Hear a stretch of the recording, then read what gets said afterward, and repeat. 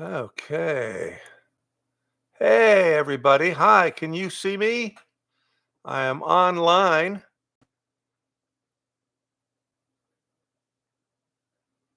Let's see. Welcome to the chat. Remember to abide by our community standards. I wonder what that means. Hi, Ayuzala. Hey, Rocky707. Okay, here we are. We're live on YouTube, which is amazing because I just was watching John Patrick Lowry's YouTube. Uh, and he got kicked off of YouTube, and so he is scrambling right now. And if you want to go to get an autograph from John Lowry, Sniper and administrator, they're extending their scheduled live stream on Facebook Live. So just wanted to let you know that. But my goodness gracious, this is amazing.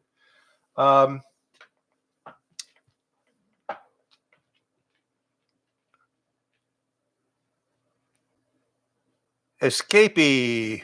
Hi, everybody. Kitty Monic. Everybody's here. Okay, good. I wonder what learn more. I'm just gonna check and see something here about streaming. Personal info, content. Not exactly sure why they got booted. But anyway, I'm here to sign autographs. And yeah. Heavy weapons, guys. Good, very good. How is everybody? Hi, Niblet. There you are. Hey, Niblet. Thank you so much for creating these wonderful plushies, which are now available online. And I am gonna. I've already signed the first one. It was to make it out to nobody particular, so I can't name a name, but I do have to mark it. Mark the number, and the number is 1436.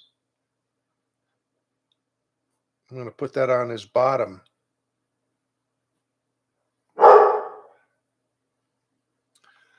And I'm going to call that one complete on my Streamily page there. And wanting to, let's see. So, oh, hey, is Caitlin here?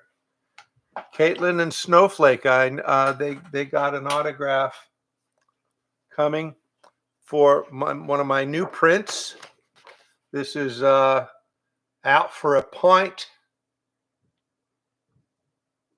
There it is, and these are extra large now, 11 by 17. So there's. Come back here, camera.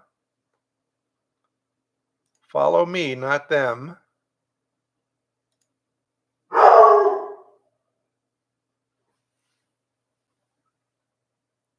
Here I am. I'll just sort of take the tracking off for now. And so anyway, this is for Caitlin and Snowflake. Snowflake is a lamb. And she sent me a little video along with her message, which I thought was very nice. She sounded like she was maybe in New Zealand or someplace. Anyway, 1439.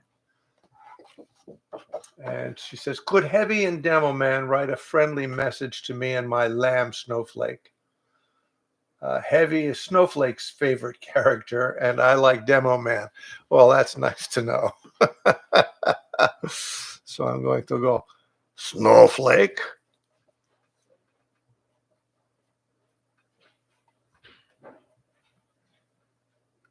You are credit to team. Da. And Caitlin.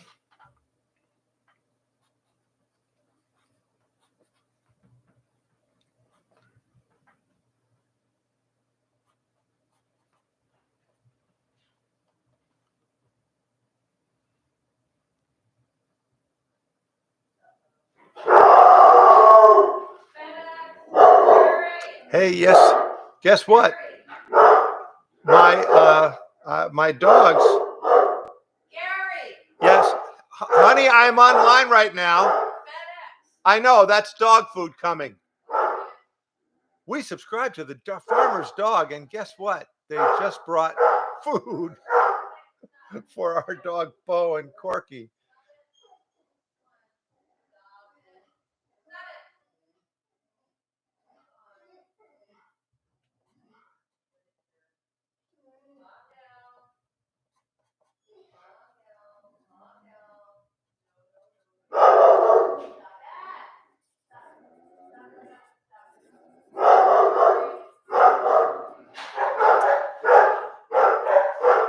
Guess what? The food has arrived. Anyway, Caitlin, thank you so much.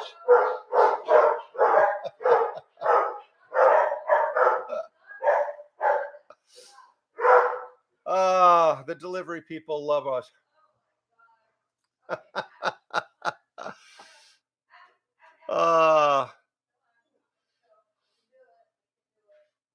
Let's see. Hi. Anyway, it's great to. What else? Woof woof woof. Yes, yes. Let's see. I've got a heavy, a standard. Meet the heavy picture for Liam. So I write to Liam right now. Liam, cry some more. Ha ha ha.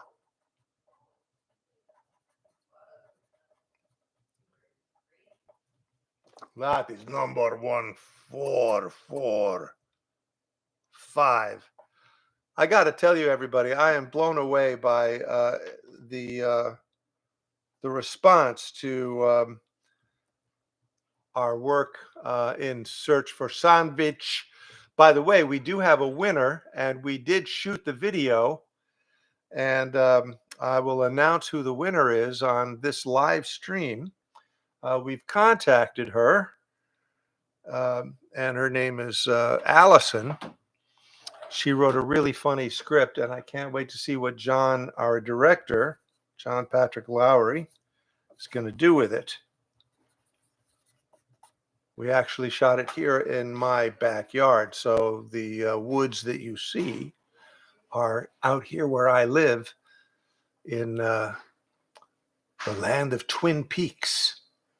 Wow, wow, wow, wow, wow, wow, wow, wow, wow, wow. Yes, that Twin Peaks. So, okay, for Liam. Mark complete. And we've got another one of these big beauties.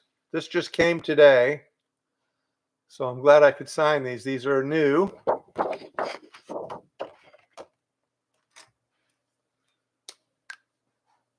To Ladislav Wairoba. Ladislav. Not Vladislav, but Ladislav. All right, Lad. Oh, you should have gotten a demo then. Then I could have called you Lad.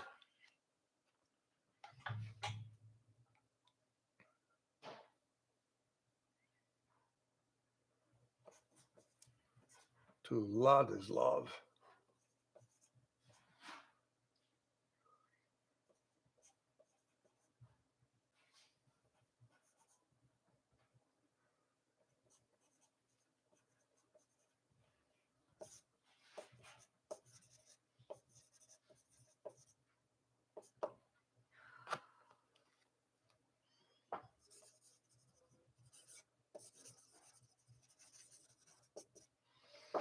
That's what that's going to look like.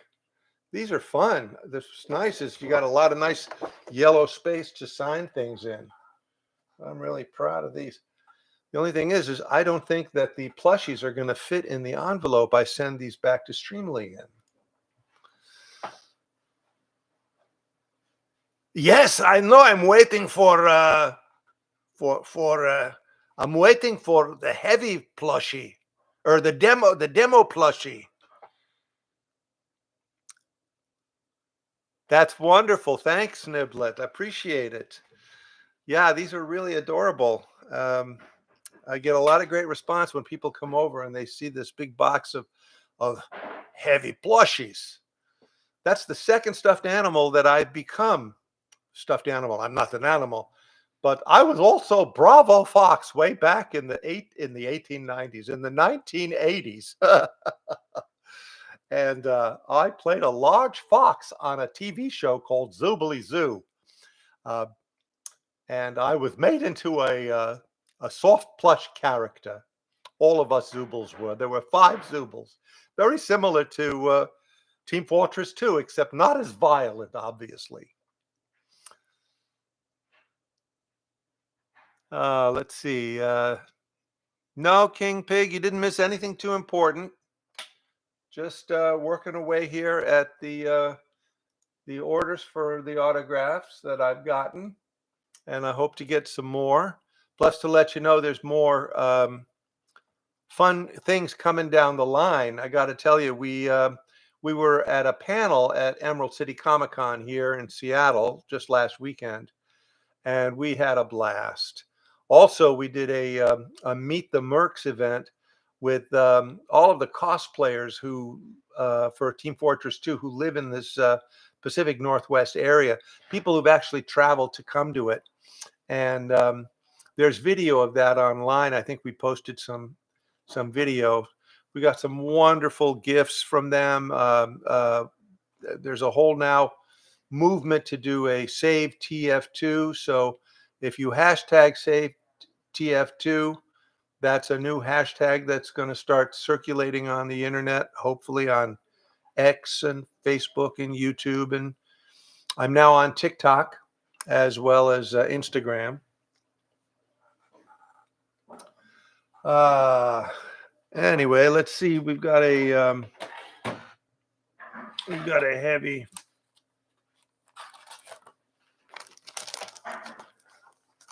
for Colton. These are new. Not hot off. Yeah, they're hot off the press, but they've been around a while. These guys. And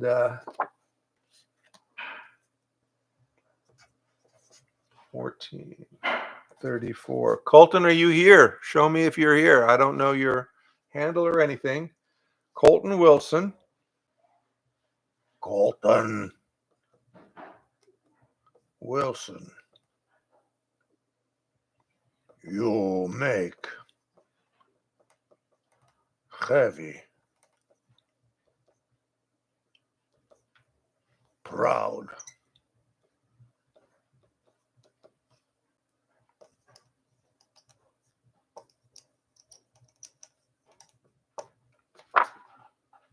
Look at that.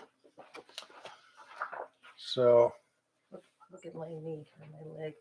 Oh no, what happened? I took the little container down. Oh.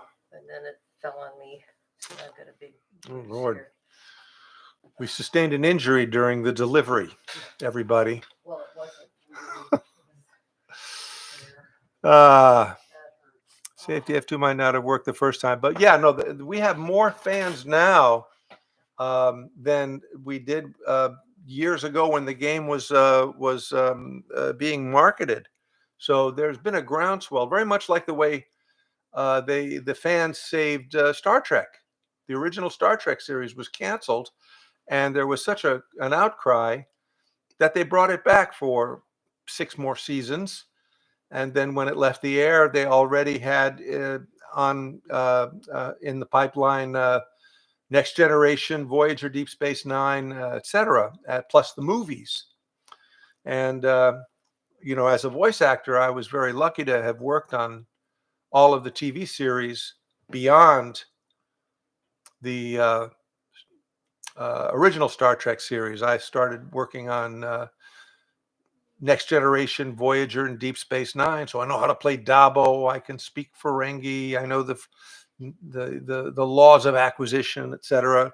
Speak Klingon.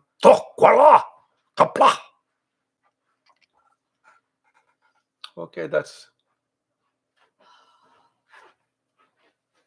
Wait a minute.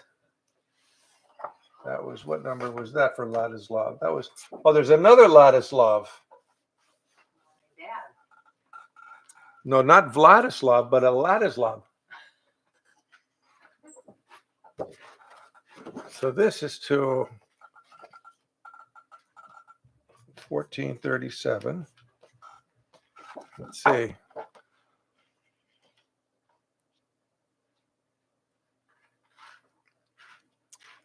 Medic! Medic! Ah! Sometimes I go into Medic's voice. I don't know why. Oh my goodness. Yeah, the search for the sandwich does go on.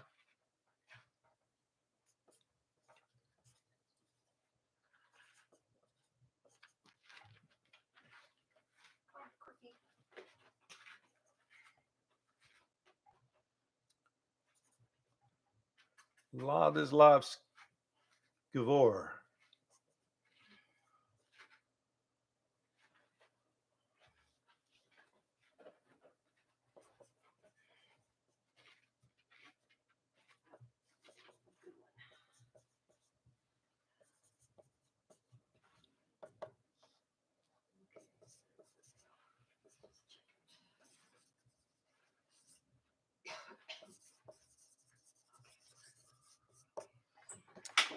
There we go.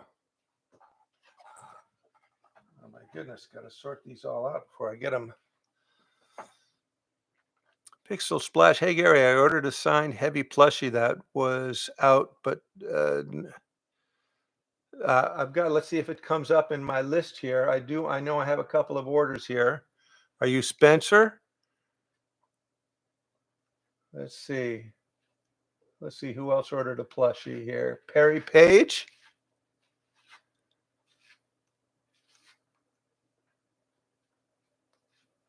I've got the plushies here ready to go. I ordered the signed heavy plushie that was out to no one but just had your name on it. Oh, that was the one. Okay, yeah, I signed that one for you.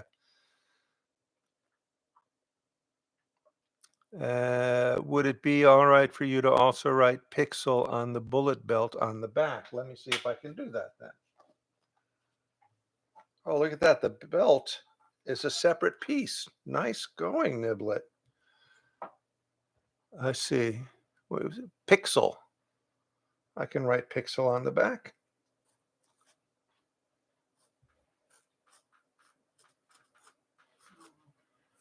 There you go. Pixel is on the back of his belt now.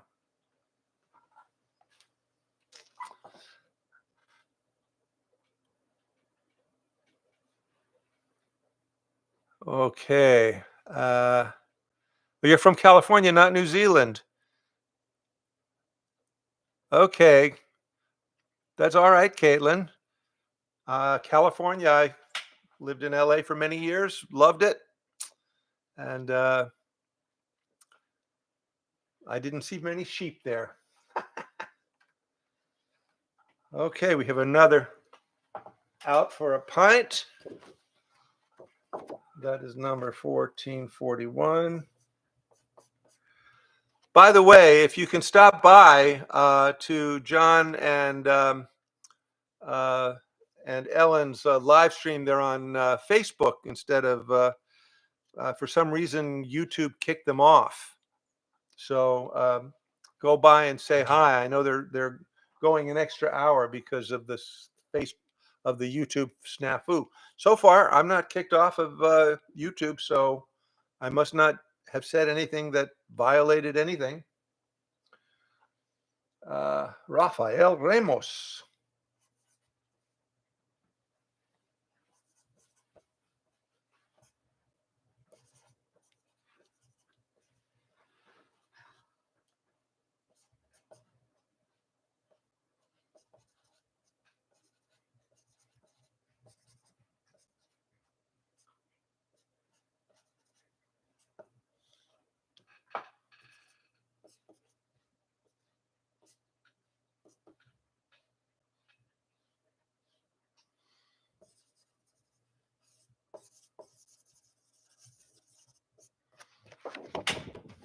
starting to do toasts now. Your favorite toast on an out for a pint. These are big, beautiful prints, 11 by 14s. Okay, mark that one complete. Oh, new plushie to Spencer. Write a motivational, inspirational line from Heavy. Love you, Gary. It's hard to write on plush material. It does kind of spread.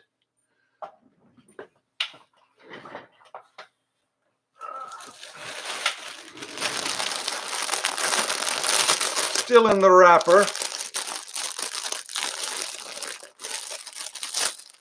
A minute here.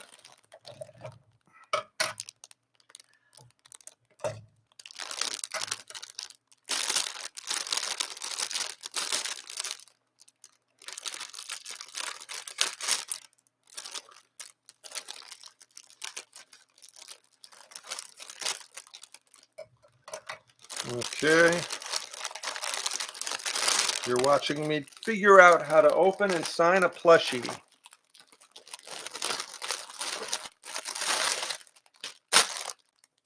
All righty, so let's see. You want a motivational line from Heavy.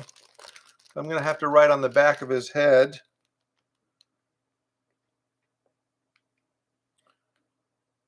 You make Heavy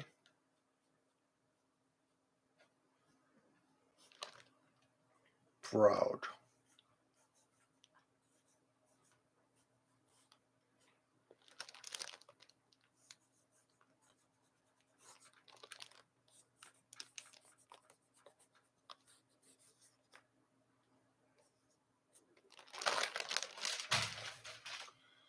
That's what that kind of looks like. You certainly don't want to mess up his cute little adorable face. You see the resemblance? And what number is this? 1443 on his butt.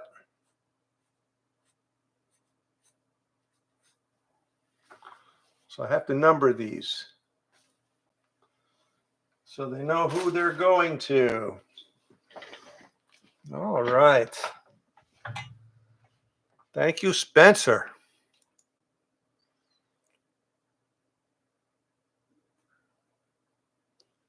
Niblet. What is it? What were you saying? Maybe it would be better to sign on there.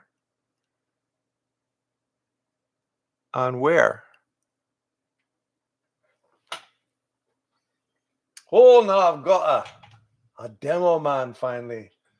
To Johnny Norby, just a fan looking to cement my liking of TF2 a bit more. Well, that's an admirable thing.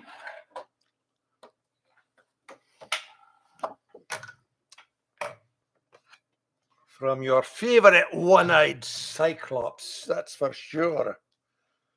I do have a manky eye. That's the truth. In real life, I do too. Let's see. 1444, 1444. Okay, to Johnny. Johnny Norby.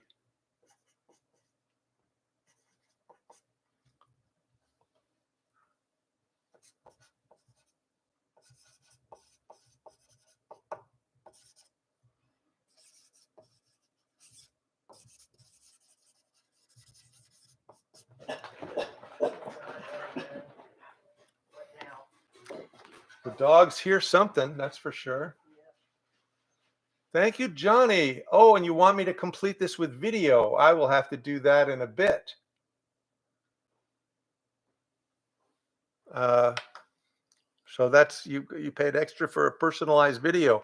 I will do that in a bit.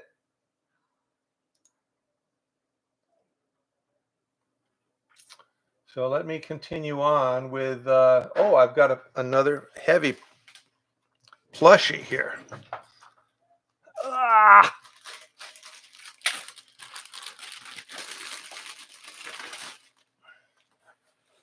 Okay.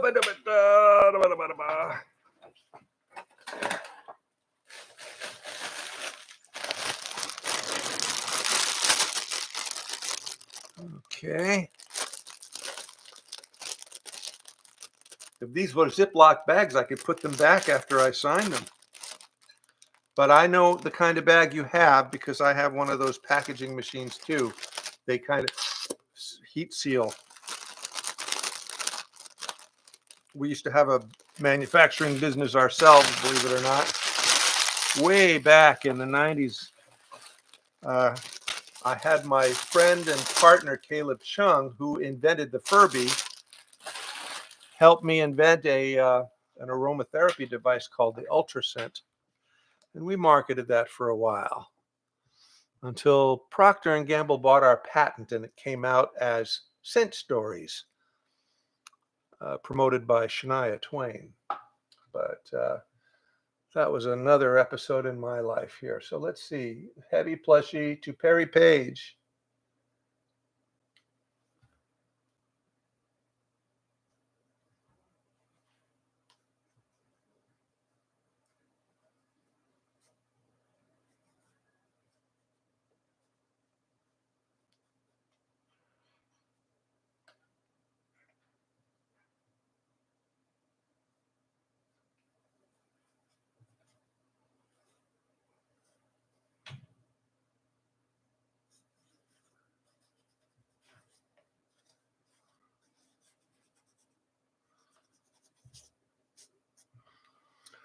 To Perry Page with love. Cute little plushie. They're so huggable. And this was number 1446 on his butt.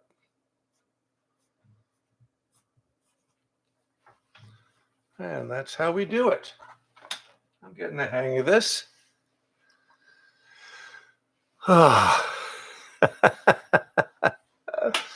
So that was heavy plushie completed. I love it when people call me, hey, Mr. Schwartz. That's like so respectful and makes me feel so old.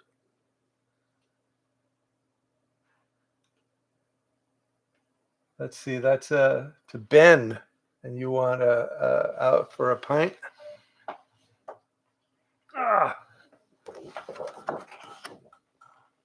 Nearing the end of these orders, but don't worry, the store is open 24/7, and I can pre-sign a few to have them sent to you a little faster, or you can order a personalized video, and I could send you one with and you get the video before you get the print.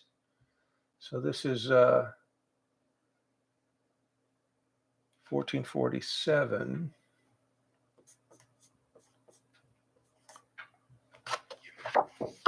To Ben W. This is a poster. For this poster, I was wondering if you can write your favorite line from Demo and Heavy and draw some doodles. Thank you and have a good day. I can do that.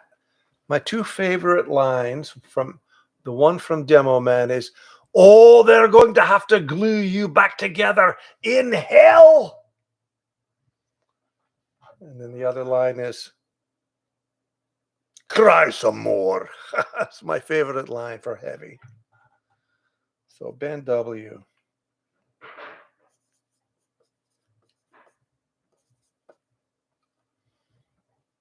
They going to have to glue, good Scottish word, glue, you back together.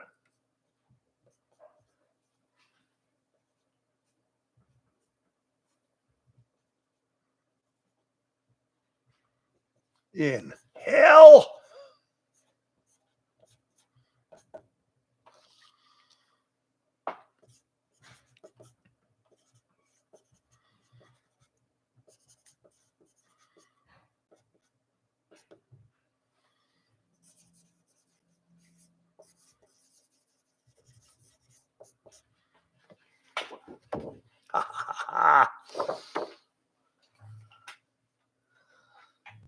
That's out for a pint. It's finished.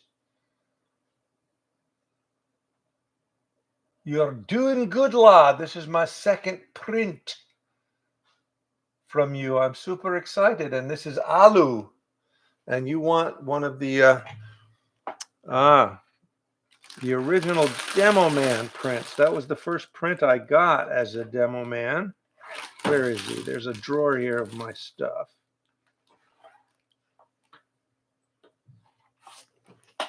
I've got loads of these. And to Alu.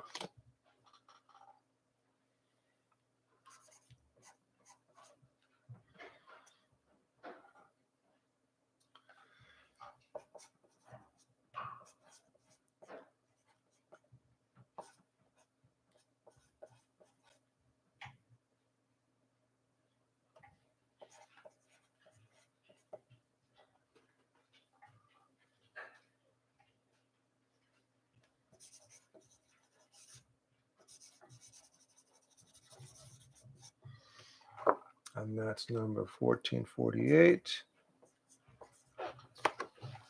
You're doing good, lad. Do you want me to just put all the stuff back in the box? The ice, everything that's frozen? You can put it in the ice box if you want. I'm trying to, but I don't know. Okay, I'll help you once I'm done here. Okay? Yeah. Want to say hi to the fans? Where are they? We're online live. Here's my wife, Tina, everybody. There she is.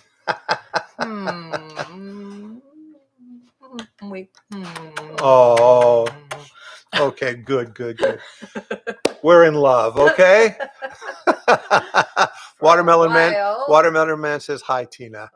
Hey, Tina! Everybody's saying hello to you. That's great. Oh my goodness. So let's see if I can say something, talk to the fans. If you have any questions, let me complete that one. Those are all the orders that were requested for a live stream signing. Happy to sign more things if you just go online to order. I also have my children's book, The King of Average, which is available for signing, as well as if you're fans of the Zoobilee Zoo show, where I played Bravo Fox on 65 half hours. That was way back, maybe in your parents' generation. But that was the first time that I influenced the lives of children. And I guess I'm still doing it, although I don't know how many of you are children, but maybe you were when you started this game. I would also love to make some prints for you, Gary. Oh, so usually you're an artist. Well, send me a sample of your work, and I'll see if Streamily and I can make that happen. I don't know. Always looking for that. Possibly also looking if you guys are good fan artists. I'm possibly going to redo my children's book, The King of Average, which is a wonderful fantasy tale novel. I was thinking of maybe doing it as a graphic novel. So, but there I would have to collaborate with an artist, and we would share the proceeds. The payload is reaching a checkpoint. Oh, Snowflake and Lamb say hello. I'll show you their cute video that they sent.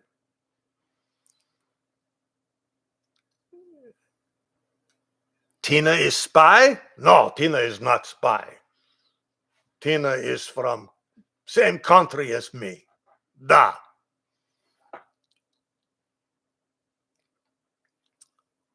Would you like to sign some standees? I don't know what that means, standees. Gary Schwartz. I could read a little bedtime story from my book, The King of Average. Would you be interested to hear a little of my book? I actually also did the audiobook. If you wanted to download the audiobook of King of Average, I am the narrator of that book. It's available on Amazon.com. Oh, we're getting a couple of yeses. Very cool. Hold on a second.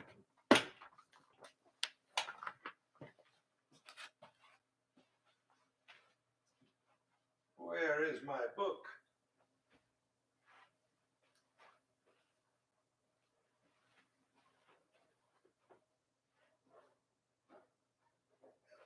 No.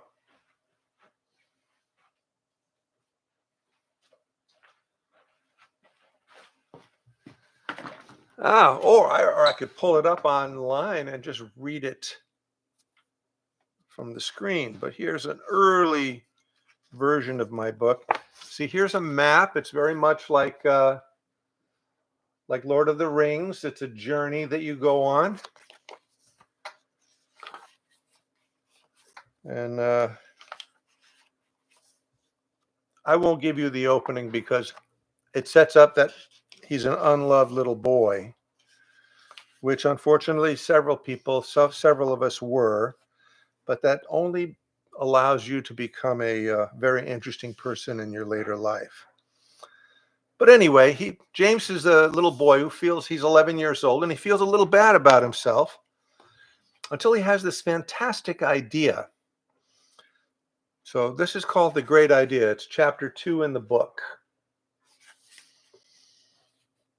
On his walk home the next day, James took his usual shortcut, cutting across Mrs. Shubin's backyard, heading to Hillside Avenue, and he considered his report card. All C's. C stands for satisfactory, he told himself. It means average. You could get by with all C's. See, I'm not so terrible, he said aloud. He has an inferiority complex. He feels his mother thinks he's a terrible boy. He glanced around. Did anyone hear him say that? No. Only a little black bird with orange-tipped wings perched on a telephone wire above his head. It was a relief to finally hear it out loud. So I'm average. So what's wrong with that? Absolutely nothing. Then it came to him. An idea so intriguing and paradoxical that he had to laugh.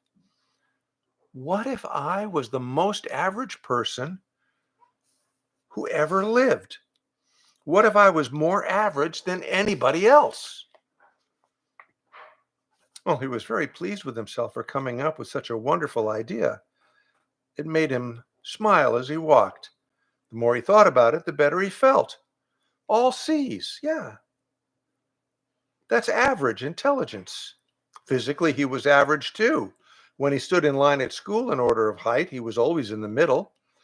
And he was never picked last for any team games like Todd Grant, who couldn't play very much because he was small and had asthma. Even his name, James, probably the most common name in the English language. That's it. I bet if I become the most average I bet I could become the most average person who ever lived. That's when the little bird attacked. It dove from the wire, headed straight for his head. Ah, you could, it crowed. James covered his head with his arms as it dove against him, squawking, "It's possible!" Then it took off like a shot and was gone. Did that bird actually speak? James thought. Maybe it was a mynah bird or something.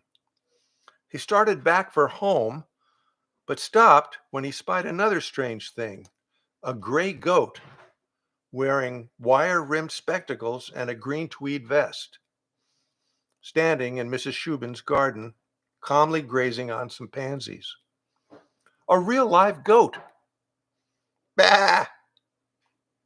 The neighborhood had its share of dogs and cats, but never any farm animals, especially ones in fancy clothes. Not wanting to scare it, he edged closer, moving slowly until he heard the goat mutter, "Oh, me! Oh, dear me! Dear me!" James blinked, then blinked again, hard. "Are you a real goat?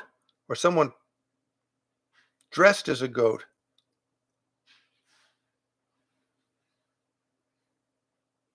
Little goat offered his backside to him. Cautiously, James reached down and patted the goat on its bony rump.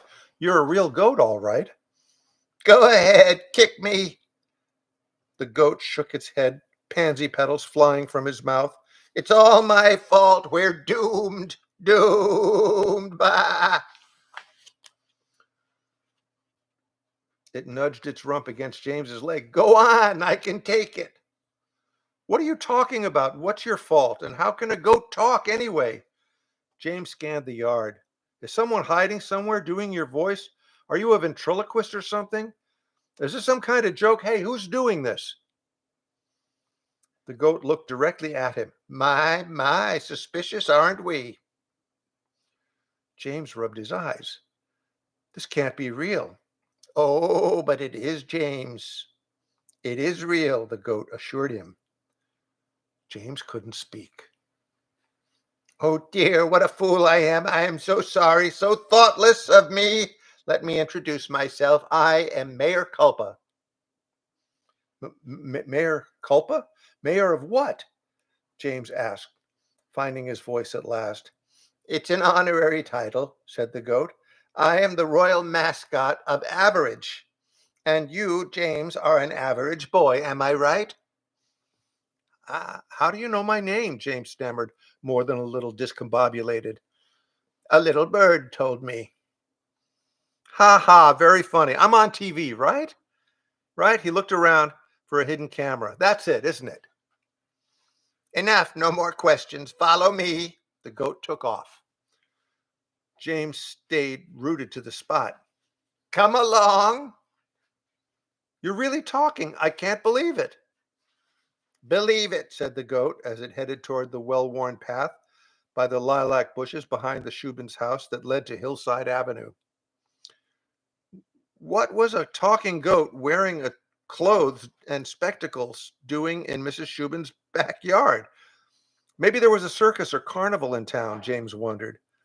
James wondered if he might be coming down with some kind of weird virus or had eaten something that made him hallucinate, or maybe he's just going plain nuts. Whatever the reason, he watched the goat disappear into the hedge and bolted after it. And thus begins an adventure in the realm of possibility. Well, children, what do you think of that?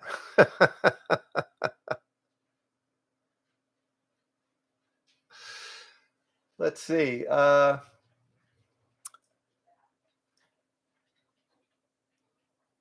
Thank you. Thank you. It is a good read for kids. It's got a lot of puns and adult humor, and it's got a really good message. It's written for a middle grade, 11 to 14-year-old book.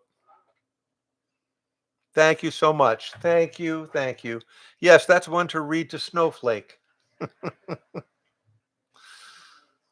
It's all about a boy who then wanders into the realm of possibilities to become king of average, but he has to go on a quest to find out what happened to the former king of average, Norman the Unexceptional. And the kingdom of average is ruled by a mediocrity. So there are little puns like that in the book. Yeah, it's a good read, and it's a good practice because there's something like 20 character voices to voice aloud.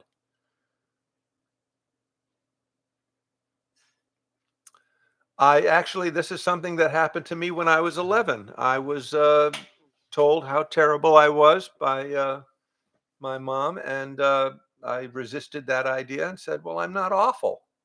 I said, "I'm all right. I'm not wonderful," because I had kind of believed that I was not making anybody happy around my house. But I said maybe I could be average, and then I thought, what if I became the most average person who ever lived? Well, the most anything, then you're not average. You'd be the most something. And that made me laugh. And I've had that idea since I was 11 years old. And 2014, somebody challenged me to write that into a book, and I did. and I copied my favorite childhood book style called The Phantom Toll Booth, about a boy who was bored with life. And he goes into the lands beyond, where the land of numbers, Digitopolis, and the land of words, Dictatopolis, were at war, and their two princesses, Rhyme and Reason, had been kidnapped. Yes, the book is published. You could buy a copy either at streamily.com and get it autographed by me, or you could buy a copy on amazon.com. Or you could download the ebook for $2.99, which is a deal. Or you could also get the audiobook, also available on amazon.com.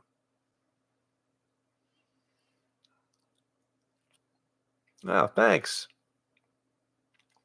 Oh my goodness. Well, I jokingly tell interviewers that it took 52 years to write, but I wrote it on a dare from a friend of mine who said, it's a wonderful story that I would tell out loud. But after I wrote it, he said, just write me 30 pages in 30 days. And not only did I accept the challenge, but I ended up writing 350 pages. But the book was awful. Nobody really enjoyed it. So I put the book away for a few years, the manuscript. And one day I got it back, and then I said, you know what, I'm going to become serious about this. And I hired an editor and a book mentor, a writing mentor. And it took 2 years to rewrite the book into something that has won a lot of awards. I've won the Children's Literary Classics Award. I was listed as one of the best books of 2016 on Kirkus Reviews. I've won the best books of that same year on indiereader.com. I've gotten a lot of great, if you read the reviews online at amazon.com, you'll see a lot of people love the book. And I'm super proud of the book. It delivers a really good message about how to discover your own excellence and to find a way to love who you are. Oh, Soviet Pack Skullgirls. Yes, that's so funny. I was asked, I only did that a few months back. And I play Soviet announcer.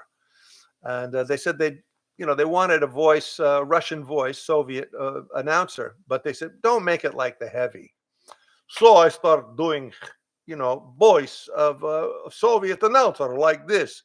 And then they go, the director goes in my ear. They're down in California. And they go, could you put a little more gravel in it? So I started doing a little more gravel. They said, a little more gravel. Make them deeper. So then I say, started like this. They go, yeah, that's what we're looking for. And I go, okay, you got it. So it turned out they wanted the heavy voice anyway, but it's not the heavy. It's Soviet announcer.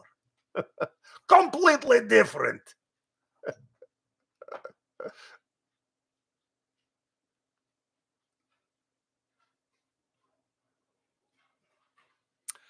Yeah. Writing is a long, long, long process, I'll tell you. But again, very proud of the book. I'm republishing the book with new illustrations for a second edition coming up maybe in another 3 or 4 months. Unlike Demoman, which was inspired by the Jungle Book game.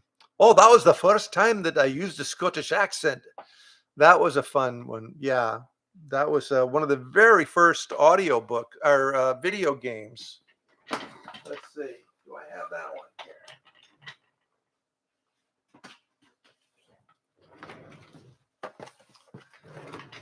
This was a video game from the 1990s.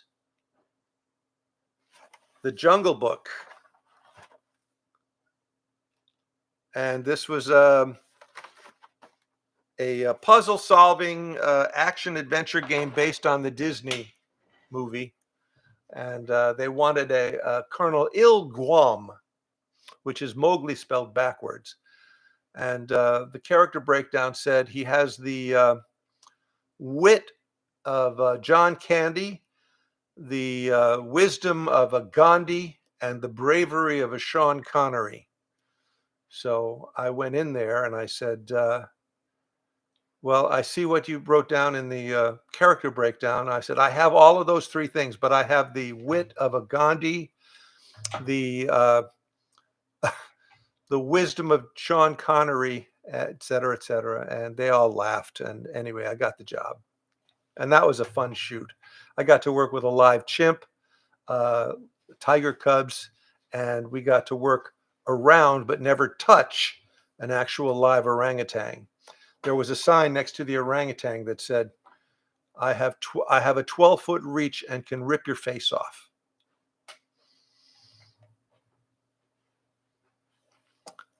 If Valve called you to write lines for the heavy, what would they be?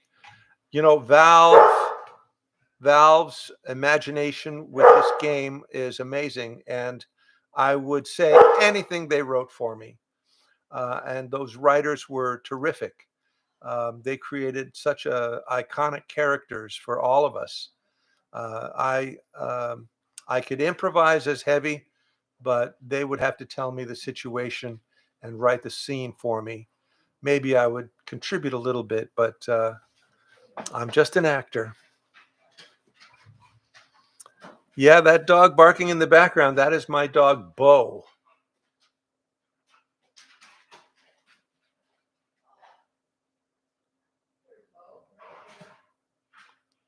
With the Scottish accent that works almost perfect because it sounds so braggadocious in a way. Oh my goodness, yeah, and they can get real cantankerous too, you know.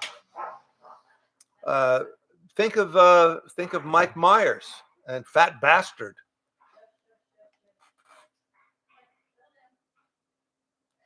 My dog Bo is a Labrador Mastiff mix.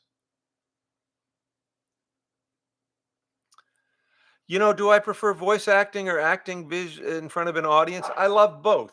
You know, I founded a theater here in my little town of North Bend back 2003, and ran it until about 2017, and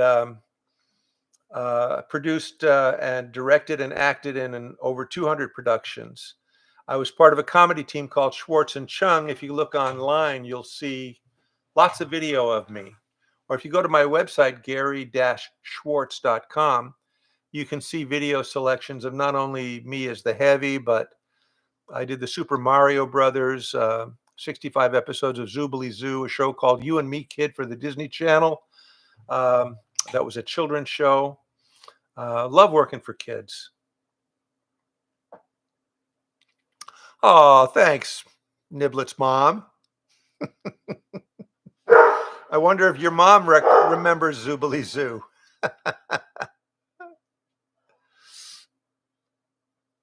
How did I originally get into acting and voicing? You know, it's very funny. I tell this. This is an actual true thing. Whenever I get asked this on a panel, they say, "How did you become an actor?" And I said, "Well, I started out as a mime. You know,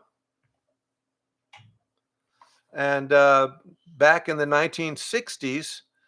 I got my first professional job as a mime in a teenage mime troupe called the Now Teen Mime Troupe, traveling up and down the Hudson River with Pete Seeger, Arlo Guthrie, Don McLean, and all of those folk singers cleaning up the Hudson River, which was very polluted back then.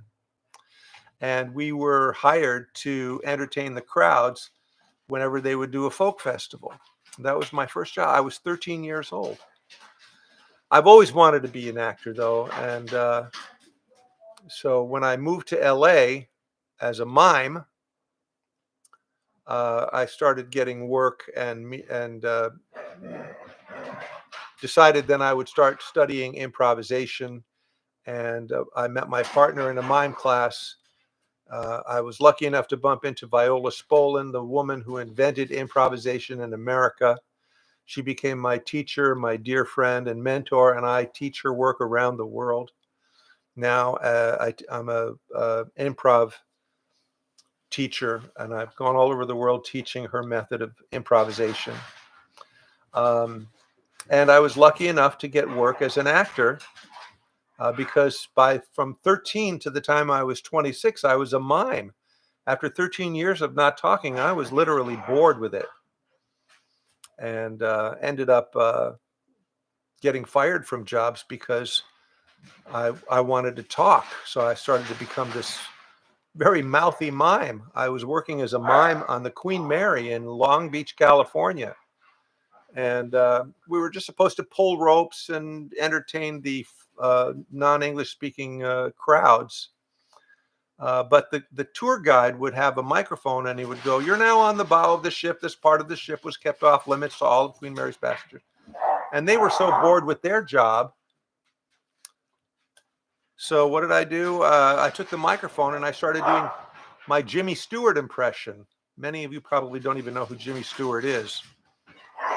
But anyway, I thought, so you're now on the bow of the ship. Well, this part of the ship, you see, was kept off limits to Queen Mary's passengers. So,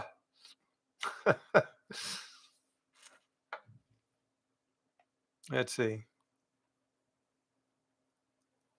Gary Schwartz's Improv Odyssey. That's right. They're asking about the breed of dogs we have.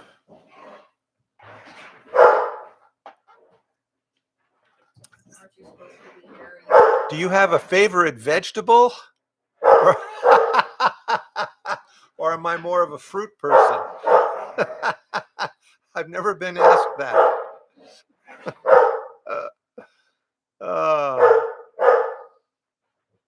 Hey, dogs! Tonight. Yeah, I'm still doing my live stream. I've played a hot dog who mugged a fat woman in an alley for Richard Simmons.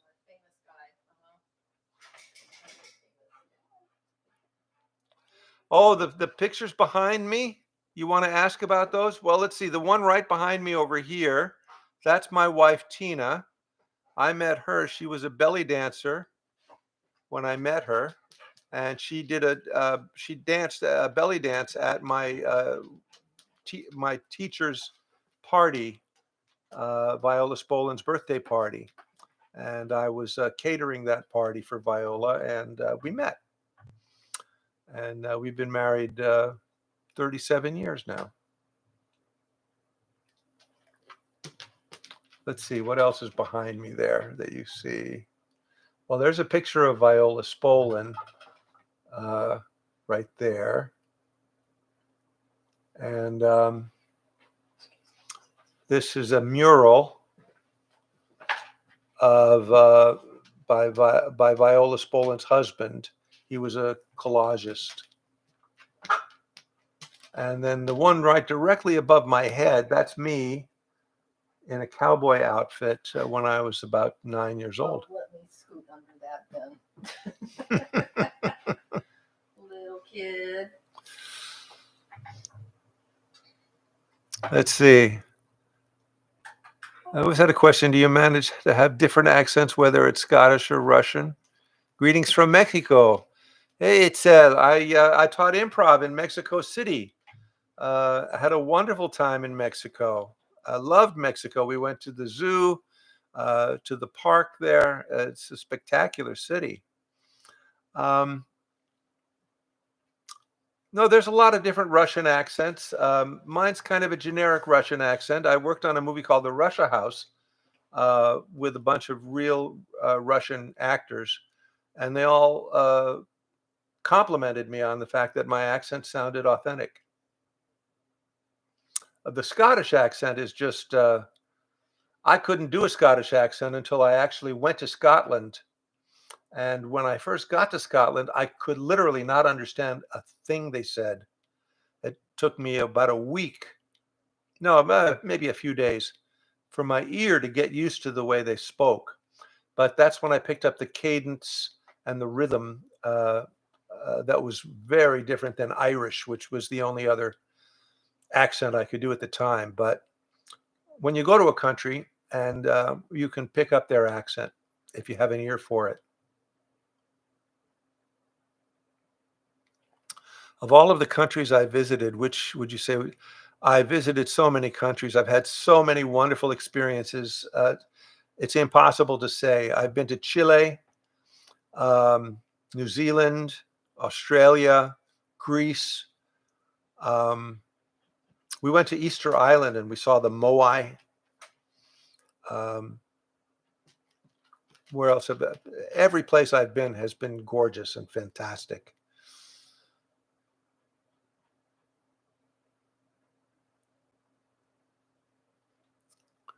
Yes, Viola Spolin was, she's the major influence in my life. She literally changed my whole outlook on life, my whole philosophy of life. If you want to read about my work with Viola Spolin, go over to spolingamesonline.org. You'll see videos of me teaching her work. I used to teach it online during COVID. Um, Videos of her teaching, historical video of her teaching. And there's my blogs are filled with her wisdom and with the lessons that I got from her work, not just as an improv teacher, but as a philosopher. She had a great philosophy. And we were at Frida's birthday party. Yes, we went in Mexico City. We went to the Frida Kahlo Museum, and that was a spectacular. Happened to be her birthday, and on her birthday, Yeah. and they had an amazing That was woman singing as Frida Kahlo. Yeah, amazing. Yeah. Yeah, we just did a video with Shork. And that Shork, well, we did a couple of videos. Some are going to be online in probably about a week or two. He's traveling back, right, as a matter of fact, today, traveling back to Denmark, where he's going to have to bury himself into some editing. But we shot the next installment of Search for the Sandwich, and he's shooting the Meet the Sniper video as he did me in the Meet the Heavy video. Plus, we shot at a jazz club here in town a video called Sandwich Blues, where all of the Mercs are a blues band. That's going to be pretty funny.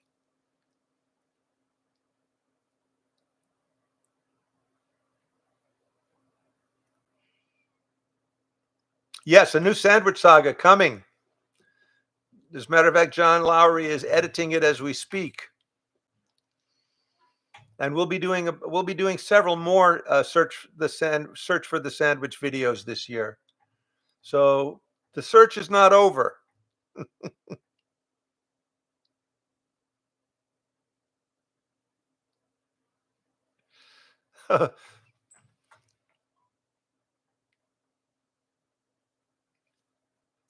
Meet the Heavy made you cry? Oh.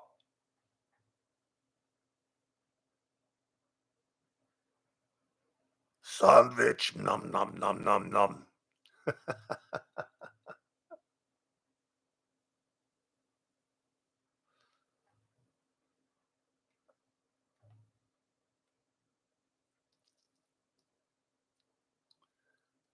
All of the episodes are very short episodes. They're 90 seconds.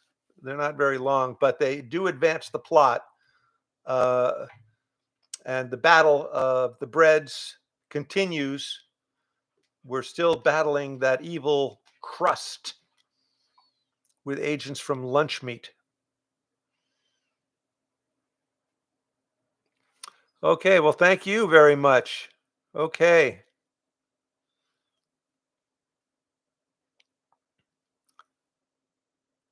But why did I join the mime group as a kid? Well, anything to stay away from my my house. I wanted to, I was 13 years old. And if someone invited me to camp out in a station wagon with a bunch of other teenagers doing pantomime for thousands of people, how could you resist?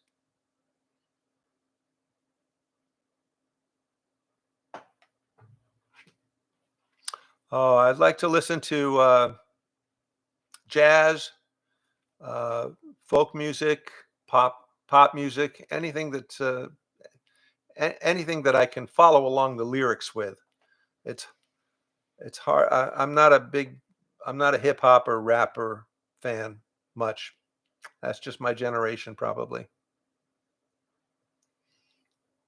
Like the blues.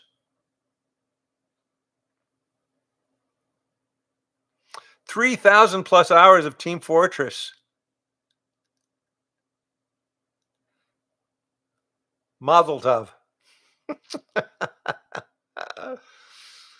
All right. Hey, folks, this has been great fun.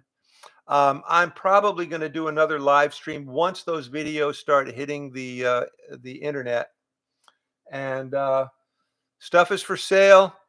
Order your live stream videos or your live stream signings, or just any of sign any of the products on my store, and maybe stop by Facebook and visit John Lowry as he's conducting his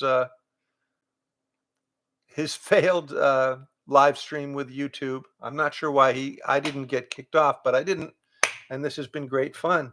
Thank you all. You've been wonderful. So until next time, we're going to call it a day.